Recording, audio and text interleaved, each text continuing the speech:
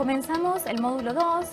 En él vamos a desarrollar en los primeros dos bloques el concepto de jurisdicción y competencia. Comencemos a desarrollar los objetivos que nos proponemos abordar en estos dos bloques. En primer término, nos proponemos comprender el sentido y alcance y los caracteres de la jurisdicción y la competencia, reconocer la diferencia entre la jurisdicción y la competencia, advertir la existencia de dos órdenes jurisdiccionales en nuestro país, uno federal, de excepción, y el otro provincial u ordinario. Distinguir los criterios de clasificación de la competencia, reconocer los fundamentos de la distribución de la competencia federal y lograr la aplicación práctica de las reglas de la competencia en estos casos prácticos que vamos a desarrollar a continuación. Comencemos a abordar esta temática para cumplir con los objetivos propuestos. Bien, ¿qué es la jurisdicción? ¿Qué entendemos por jurisdicción? La función judicial ha sido instituida por el Estado a los fines de prohibir, de proscribir la administración de justicia en manos de los particulares, vale decir, prohibir la justicia por mano propia. En función de este postulado es que el Estado ha monopolizado la función de administrar justicia. Es el Estado quien resuelve los conflictos de intereses planteados por los particulares, ¿mediante quiénes? Mediante los órganos públicos predispuestos, esto es, mediante el órgano jurisdiccional. ¿Qué significa el poder de jurisdicción? Etimológicamente, proviene de su raíz latina, jurisdictio, que significa decir el derecho. Modernamente, la doctrina entiende que, además de decir el derecho, el órgano jurisdiccional también cumple la función de ejecutar lo decidido. Vale decir, implica decir el derecho, aplicar el derecho al caso concreto y, en su caso, ejecutar lo resuelto. El concepto que nosotros adoptamos del poder de jurisdicción es el de poder-deber de ejercicio obligatorio, ejercido por el Estado mediante los órganos públicos predispuestos, con la finalidad de dirimir, mediante una resolución fundada, un conflicto de intereses planteados por los particulares. Ahora bien, analicemos este concepto que acabamos de esbozar. ¿Por qué decimos que es un poder-deber de ejercicio obligatorio? Es un poder de realización indirecta del derecho vulnerado que, junto con el poder de acción y de excepción, convergen los tres en la estructura técnica del proceso. ¿Por qué decimos que es un poder-deber de ejercicio obligatorio? Por cuanto el poder de jurisdicción constituye una atribución impuesta, es decir, consiste en una exigencia legal. El juez no puede negarse a resolver un conflicto de intereses planteados por las partes sobre texto de oscuridad, silencio o insuficiencia de la ley, tal como lo prescribe el artículo 15 del Código Civil. Es decir, producida la excitación del órgano jurisdiccional, presentada la pretensión por parte del justiciable, el órgano jurisdiccional debe proveer, debe resolver, ya sea acogiendo la pretensión o bien desestimándola, pero debe resolver el conflicto planteado. ¿Por qué decimos que es un poder-deber de ejercicio obligatorio, que es ejercido por el Estado a través de los órganos públicos predispuestos? Por cuanto rige en esta materia el principio de oficialidad, que postula que, ante la violación de una norma de derecho sustancial, cabe la posibilidad de recomposición directa del conflicto, es decir, la composición espontánea, o bien la recomposición indirecta mediante la intervención del órgano jurisdiccional que en forma coactiva logrará la realización del derecho vulnerado. A esto aludimos cuando conceptualizamos a la jurisdicción como un poder-deber de ejercicio obligatorio ejercido por el Estado. Ahora bien, ¿cuáles son los caracteres del poder de jurisdicción? La jurisdicción es pública, es única, es exclusiva, excluyente, indelegable e inderogable. ¿Por qué decimos que es pública? Por lo que referimos recién, es decir, es un poder que ejerce el Estado a través de órganos públicos, mediante un proceso que es reglado por el Estado. ¿Por qué decimos que la jurisdicción es única? Porque es un poder-deber único que tienen todos los jueces para administrar justicia. Solo que, por razones prácticas, este poder único se distribuye a través de las reglas de la competencia en diferentes órganos de jurisdicción que serán competentes para entender en determinados asuntos y en determinado territorio. Las reglas de la competencia serán analizadas en breves instantes. ¿Por qué decimos que la jurisdicción es exclusiva y excluyente? Exclusiva, porque solamente es ejercida por el Poder Judicial. ¿Por qué decimos que es excluyente? Porque prohíbe la intromisión en el ejercicio de esta actividad de administrar justicia de cualquier otro órgano del Estado y de los particulares. Por eso es exclusiva y excluyente de cualquier intromisión. Esto alude a la garantía constitucional de independencia del Poder Judicial. ¿Por qué decimos que la jurisdicción es indelegable? Porque esta es intransferible, lo que implica que un juez recibe competencia de la ley y éste, a su vez, no puede transmitir la facultad de administrar justicia en otro órgano jurisdiccional. Solamente le está habilitada, está autorizado el órgano jurisdiccional para delegar en otro juez, en otro órgano jurisdiccional, la comisión de determinadas diligencias. Ejemplo, se debe receptar una testimonial y el testigo vive en otra jurisdicción territorial dentro de la misma provincia, por ejemplo, entonces el juez puede delegar la recepción de esa prueba testimonial puntualmente en otro órgano jurisdiccional. Pero fuera de estas excepciones previstas por la ley, la jurisdicción es indelegable. Y finalmente, ¿por qué decimos que es inderogable? Esto alude a la imposibilidad de los particulares de modificar por acuerdos entre ellos las reglas de distribución de la jurisdicción y de la competencia. Vale decir, la jurisdicción no es disponible por voluntad de las partes. Solamente en determinadas hipótesis la ley autoriza al particular a optar por otros medios alternativos de resolución de conflictos. Ejemplo, arbitraje, mediación, conciliación. Pero se trata de supuestos expresamente autorizados por la propia ley. Fuera de estas circunstancias, la jurisdicción es inderogable.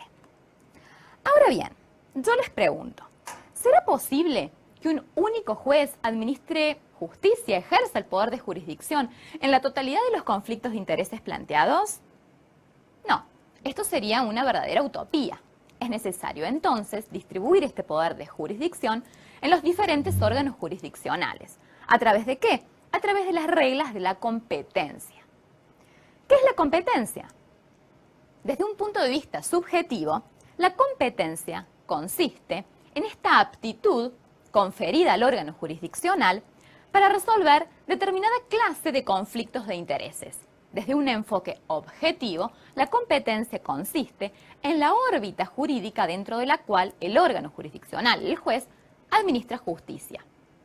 Este último enfoque, el objetivo, se manifiesta a través de las reglas de distribución de la competencia. ¿Cuáles son los caracteres de la competencia? La competencia es fijada previamente por ley. En este caso aludimos a la garantía constitucional que ya hemos desarrollado en el primer módulo de juez natural. La competencia es de orden público, implica la imposibilidad de las partes de modificar las reglas de distribución de la competencia, salvo en el caso del procedimiento civil, se faculta a las partes para prorrogar la competencia territorial.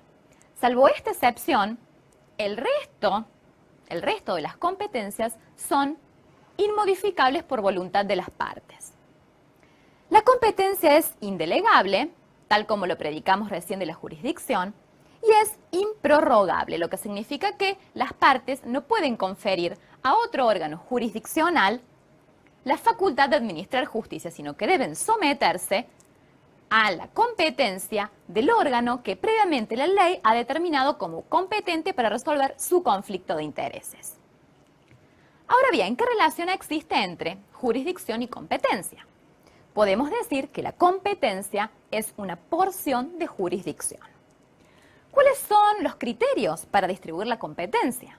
Ellos son el criterio institucional, el criterio territorial, el criterio material, el cuantitativo, el funcional y un último criterio de distribución del trabajo en función del turno. Analicemos cada uno de ellos. ¿A qué alude el criterio institucional? Este se fundamenta en el artículo 1, 5 y 121 de nuestra Constitución Nacional.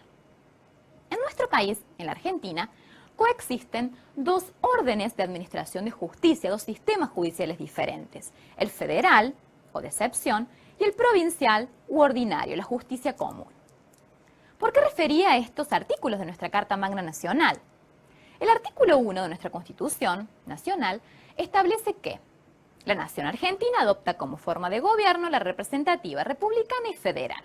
Por su parte, en el artículo 5 se establece que cada provincia debe dictarse su propia constitución bajo el sistema representativo y republicano, respetando los derechos, declaraciones y garantías constitucionales establecidos por la Carta Magna Nacional y a su vez asegurando su administración de justicia. ¿Qué quiere decir esto? Que además de los órganos jurisdiccionales, nacionales, federales, las propias provincias deben asegurarse en su propia Constitución Nacional un sistema judicial provincial. Por su parte, el artículo 121 de la Constitución Nacional establece que las provincias se reservan para sí el poder que no ha sido expresamente delegado a la nación. De modo que, en los artículos 116 y 117 de la Constitución Nacional, se establece cuáles son las causas que serán de competencia de la justicia federal. Fuera de estos casos, es competente la justicia ordinaria. Por eso decimos que la competencia federal es de excepción y procede taxativamente en los supuestos enumerados por nuestra Carta Magna Nacional. Ahora bien, el segundo criterio, el territorial. ¿A qué alude? Esto implica, el criterio territorial, la división del territorio en porciones ideales, es decir, dividimos en circunscripciones, en distritos, de modo que cada juez, cada órgano jurisdiccional va a tener competencia territorial dentro del distrito o circunscripción para el cual ha sido designado. ¿Cuál es la finalidad? Facilitar el acceso del justiciable a la administración de justicia. Este criterio de distribución de la competencia es relativo. ¿Qué significa? Que el juez no puede declarar la incompetencia, su incompetencia de oficio. ¿Por qué? Porque la competencia territorial, en el caso de la justicia provincial, es prorrogable. ¿Qué significa? Que las propias partes pueden desplazar la competencia de un órgano hacia otro, dentro de la misma provincia. ¿Cuáles son las formas de prórroga de la competencia territorial? Esta puede ser expresa o tácita. Expresa, cuando se incluye expresamente dentro de un contrato, por ejemplo, una cláusula en virtud de la cual las partes se someten a la jurisdicción, a la competencia territorial de determinado órgano jurisdiccional y se señala cuál. Tácita, cuando la demanda es interpuesta ante un juez que no es juez natural en razón de la competencia territorial, no es el juez que corresponde entender en razón del territorio, pero la parte demandada, la parte beneficiada con esta regla de la competencia territorial, no opone excepción de incompetencia. Esto implica que tácitamente ha aceptado la prórroga. Bien, tercer criterio de distribución de la competencia, el material. ¿A qué alude este criterio? Este criterio tiene en cuenta la naturaleza jurídica de las pretensiones esgrimidas por las partes. En función de este criterio, la competencia puede ser civil y comercial, sociedades y concursos. Existen tribunales competentes en materia de ejecuciones fiscales, tribunales con competencia en lo laboral, en lo penal, en materia de familia, en lo contencioso administrativo y en lo electoral. ¿Cuál es el fundamento de este criterio de distribución de la competencia en razón de la materia?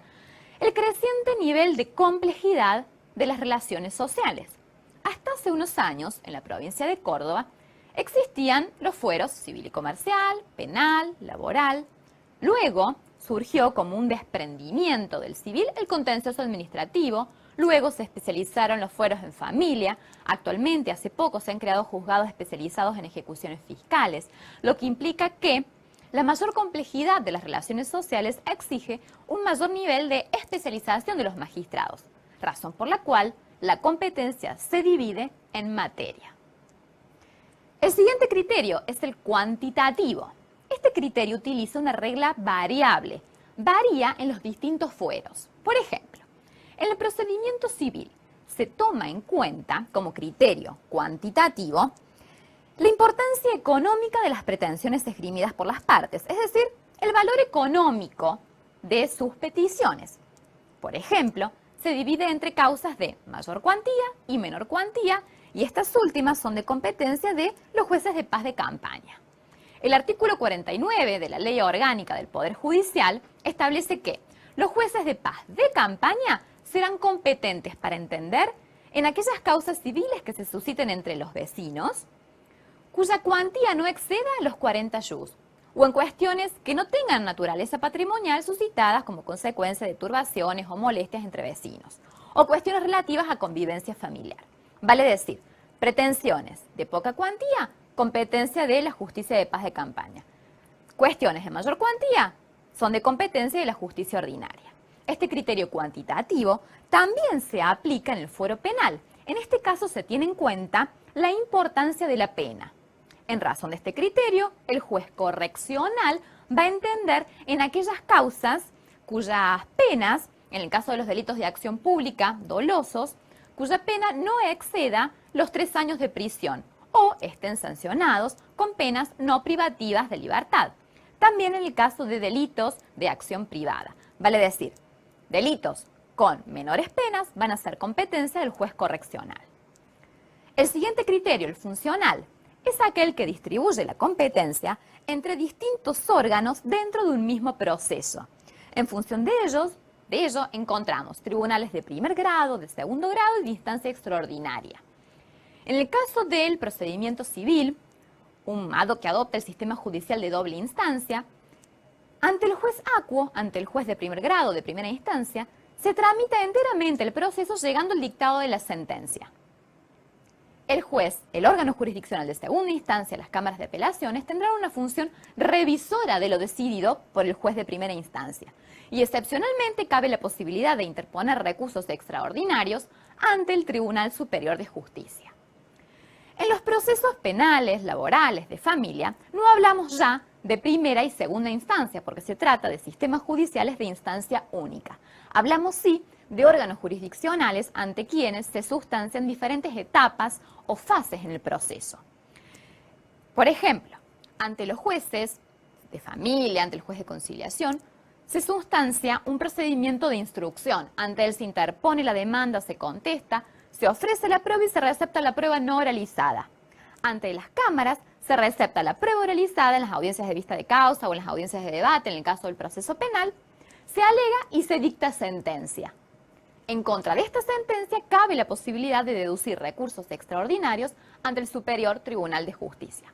Vale decir, este criterio funcional o de grado presupone la existencia de órganos jurisdiccionales con diferentes funciones y diferentes jerarquías, que entienden en distintas instancias, en el caso del proceso civil, o en diferentes etapas del proceso, en el caso del procedimiento laboral, de familia y penal.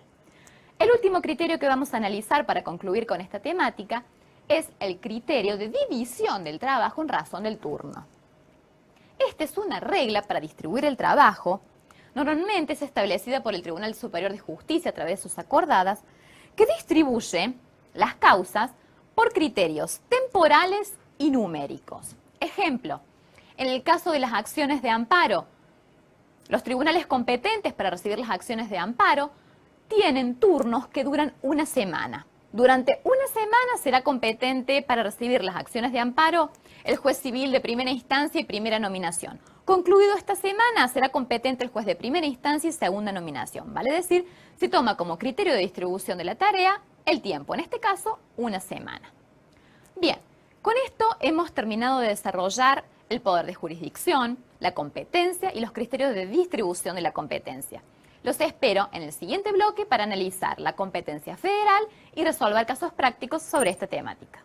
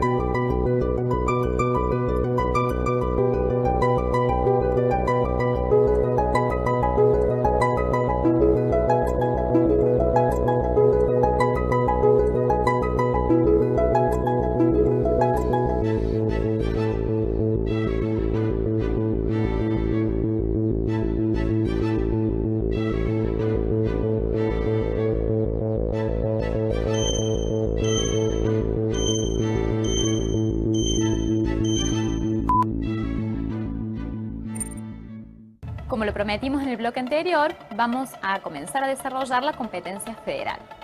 Como ya hemos referido, esta consiste en la facultad conferida al Poder Judicial de la Nación para administrar justicia en determinados asuntos con relación a determinadas personas y en aquellos litigios expresamente establecidos por la Constitución Nacional. ¿Cuáles son los caracteres de la justicia federal? Esta es de naturaleza pública y de origen constitucional, tal como lo hemos referido. Es taxativa, limitada y de excepción. ¿Qué quiere decir esto? Taxativa, puesto que procede solamente en aquellos supuestos regulados por los artículos 116 y 117 de la Constitución Nacional. Es limitada y de excepción, puesto que solamente será competente la justicia federal en estos supuestos, porque han sido los poderes expresamente delegados por las provincias a la nación. El resto de los casos, el resto de los conflictos de intereses serán resueltos por la justicia ordinaria. Decimos también que la justicia federal es contenciosa. Esto implica que solamente procede en aquellos casos en que existe un verdadero conflicto de interés, es decir, no procede en los procesos universales y procesos voluntarios. Procesos universales, por ejemplo, un juicio sucesorio, un juicio de concurso o quiebra, un proceso voluntario, por ejemplo, un juicio de adopción. Es necesario entonces, para que sea competente la justicia federal, la existencia de un conflicto de intereses, es decir, dos partes con intereses antagónicos, opuestos, debatiendo en un proceso. El último carácter de la justicia federal es que es privativa y excluyente. Excluyente de la justicia provincial, vale decir, en todos aquellos supuestos expresamente enumerados por la Constitución Nacional, es competente la justicia federal, excluyéndose la justicia provincial para el conocimiento de estas causas. Solamente la competencia federal en razón de las personas es prorrogable a favor de la justicia ordinaria, como lo vamos a desarrollar enseguida. Continuemos analizando esta institución. La competencia federal tiene distintos criterios de distribución, tal como lo hemos analizado con relación a la justicia ordinaria en el bloque anterior. Esta se distribuye en razón del territorio, de la materia, del grado y de las personas. Competencia federal en razón del territorio. Esta procede cuando existe una afectación de derechos federales o intereses nacionales en lugares de jurisdicción federal donde se encuentre un establecimiento de utilidad nacional o sujeto a legislación nacional. Ejemplo. En la Universidad Nacional de Córdoba se produce un robo de todos los registros de las notas obtenidas por los alumnos en una determinada unidad académica, en una determinada universidad, los registros en donde constan todos los datos de los docentes. Esta será una causa de competencia de la justicia federal. ¿Por qué? Porque se ha suscitado en un establecimiento regido por legislación nacional, en donde se presta un servicio público, esto es la educación, afectando el funcionamiento de esta institución. En este caso es competencia de la justicia federal. Cabe aclarar que la competencia federal, en razón del territorio, solo existe si se afectan intereses federales o la prestación de un servicio del establecimiento de utilidad nacional. Analicemos el siguiente criterio de distribución de la competencia federal. Esto es en razón de la materia. Habrá competencia federal cuando se trate de litigios que impliquen la aplicación de la legislación federal, es decir, causas donde se controviertan derechos que se funden en normas de naturaleza federal. Por ejemplo, causas en donde se controviertan puntos regidos por la Constitución Nacional o tratados internacionales o leyes federales dictadas por el Congreso de la Nación, causas sobre transporte interjurisdiccional. Aquí cabe aclarar que hacemos alusión al transporte interprovincial o internacional. También pueden ser causas de almirantazgo y jurisdicción marítima, causas de derecho aeronáutico o causas de naturaleza previsional regidas por la Ley 24.241, que es la Ley de Previsión Nacional, materia de radiodifusión, materia aduanera, régimen antidoping en deportes, régimen penal de estupefacientes, responsabilidad por